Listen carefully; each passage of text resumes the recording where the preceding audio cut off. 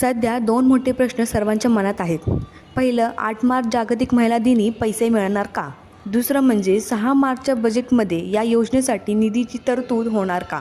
कारण मागच्या वर्षी सरकारने महिला दिनानिमित्तच हप्त्याचे वितरण केले होते, म्हणून यावर्षीही त्याच दिवशी पैसे येण्याची शक्यता आहे का? कारण बघा, आता मार्च महिना सुरू झाला आहे आणि नेहमीप्रमाणे प्रत्येक महिन्याचा हप्ता पुढच्या महिन्यात येत असतो. म्हणजेच फेब्रुवारीचा हप्ता सध्या पेंडिंग स्थितीत आहे. मागच्या वर्षी 2025मध्ये राज्य सरकारने जागतिक महिला दिनानिमित्त म्हणजेच 8 मार्च रोजी लाडकी बहीण योजनेचा हप्ता वितरण सुरू केले होते.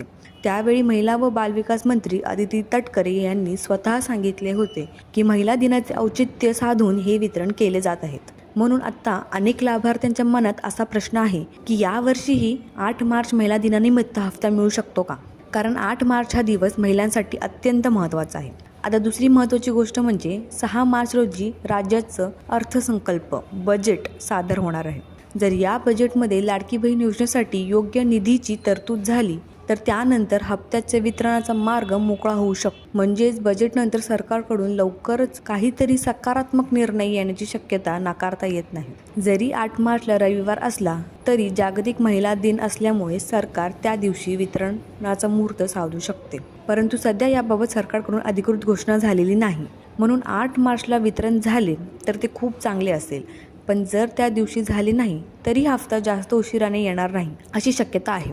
सर्व लाभार्थ्यांसाठी 6 मार्चचा बजेटचा दिवस खूप महत्त्वाचा ठरणार आहे, कारण त्या दिवशी या योजनेबाबत अधिक स्पष्ट चित्र समोर येऊ शकते. म्हणून पुढील अपडेट्स आपल्या चॅनलवर तुम्हाला नक्की मिळतील. जर तुम्हाला हा योजनेबाबत काही प्रश्न असतील तर व्हिडिओच्या खाली कमेंटमध्ये नक्की विचारा. व्हिडिओ महत्त्वपूर्ण वाटला असेल तर व्हिडिओला लाईक करून चॅनल सबस्क्राईब करायला विसरू नका.